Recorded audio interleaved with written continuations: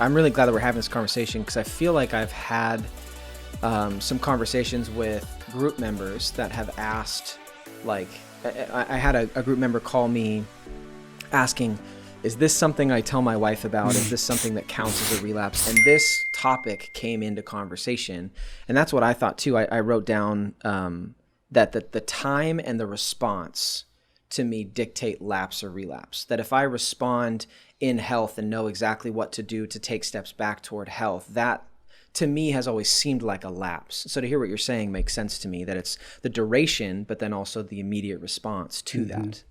I would add one thing to that, the definition of a relapse. Yeah. If there's a spouse involved, that helps determine the definition of a relapse. Yeah. Explain, what do you mean? Explain that. Well, for some, a relapse is pornography, masturbation. For others, fantasy could be a relapse. Could be their thought life. Yeah. And it's important to have the betrayed spouse involved in defining a relapse. Because for some spouses, fantasy, double take, those type of behaviors constitute a relapse or even a lapse. Yeah. Yeah, I think it's a theme we're probably going to end up circling back to quite a bit in this episode, is just that reality of if you are married and in that relationship, there has to be conversation and agreement around these topics, because there's not really a neat, clean, I mean, what some people might be looking for in this episode is, well, I just want a neat, clean definition of lapse Yes. versus relapse. Yes. And then I'll know, oh, if it's a lapse, I don't have to tell my wife or my husband. And if it's a relapse, I do, and just tell me what those are. But it's like, well, no, in every relationship, those lines and boundaries are going to look differently based on the history within that relationship, maybe a person's family of origin issues, maybe just their general ability to rebuild trust, or how soon, how far you are into your recovery. I know what, for my own wife in our story, what initially was a relapse versus a lapse was much more heightened in the first 6 months than maybe where we were a couple of years into the journey, because there was progress and traction and things we were working on. So I think for anyone listening that's just kind of hoping this will be their get out of jail free card, if I could say it that way, like, oh, phew, they just listed 10 things I don't have to tell my spouse. It's like, right. Well, that's not really how it works, because in a relationship, those are conversations and things that need to be agreed on. Because here's the scenario I would paint. If you are treating something like a lapse and saying to yourself, oh, I don't have to tell my wife, and then she finds out later that you've been lapsing in this way and not telling her, and she feels it's a relapse, it's going to be like doubly painful, because now you've not been telling her, and there's a whole history of it. And so you just don't want to get into that situation. So I think navigating, if you're in a relationship, what does this look like for my spouse, is going to be absolutely crucial. And just the only other thing I was going to say about the two definitions, what I have found consistently, whether in my life or people I'm in group with, is lapses that go unaddressed consistently become relapses. That's good. So it's not whether or not I need to respond to one or the other. Okay, a lapse you just ignore, and a relapse you respond to. It's like, no, both need a way that we respond to. Yeah. It may just be the level of our response is different based on where we're at. So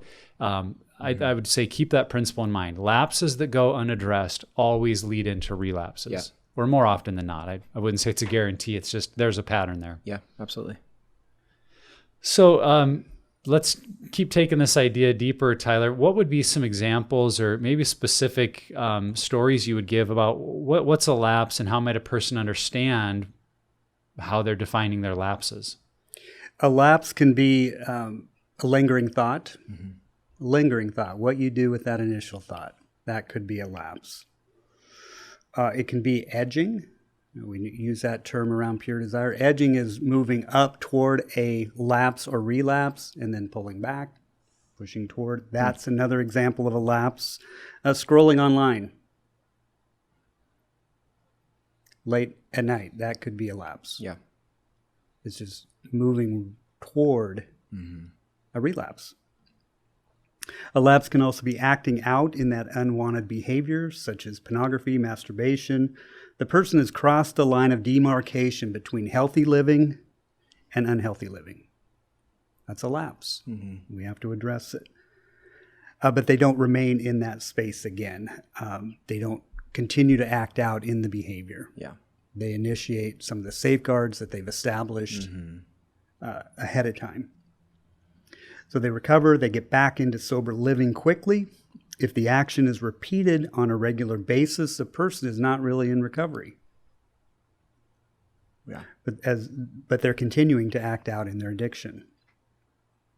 So are they living in relapse? So they are living in relapse. Right. If that lapse continues over and over and over again, going unaddressed. Yeah.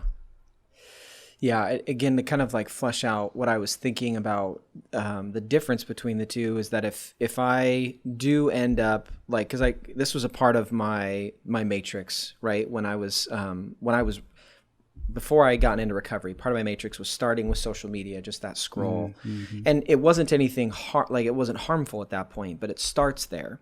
And so what I've found is that when that tends to happen, that I can view as a lapse, where I just start mindlessly kind of going through it, and then I hit the search feature, and then maybe it's even on accident, and that tends to happen, especially when you're on the internet. You can see something that you didn't mean to see, or didn't know was going to be there. But then what do you do at that moment? If that moment is, okay, I need to get off of this, and like I can tell you just even today, I was looking for another page on social media that I had seen this post from, and I was searching for it, and an image comes up of just an attractive girl on Instagram. And for me, it wasn't something where I lingered or went into. It was something and I'm so thankful I'm at this place now in my journey, where I was like, okay, I remember what that was like. And then I immediately got off it, and it's like, I don't need to look anyways, it's fine. And that for me, I wouldn't even say that is a lapse, but those are the experiences that can become a lapse. If then I realize I'm 10 minutes deep and I'm like, where did the last 10 minutes go? I'm just numb, like scrolling through it. But then a lapse to me in that sense is then, do I stop the behavior and then to put things into practice so that doesn't happen again, or reach out? Or, I mean, sometimes that's revisiting the 3 circles for me is a part of that too, to kind of defining those.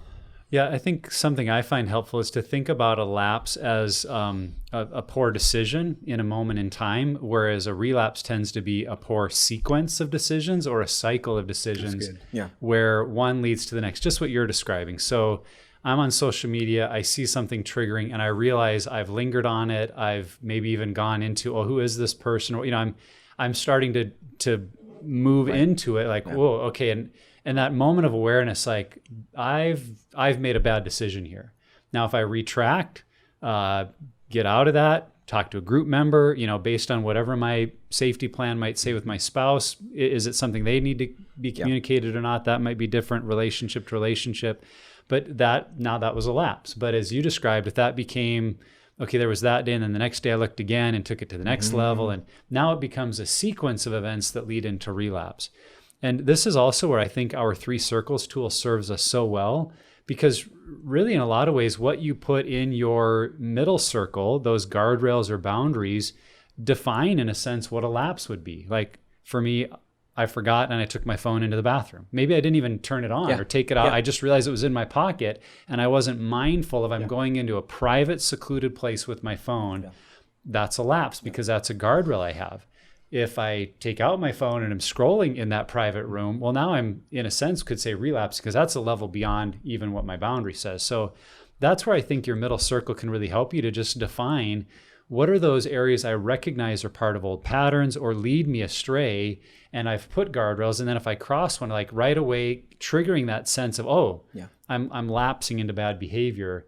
How do I deal with it appropriately so it doesn't become a part of a pattern and go somewhere I don't want it to go? Yeah.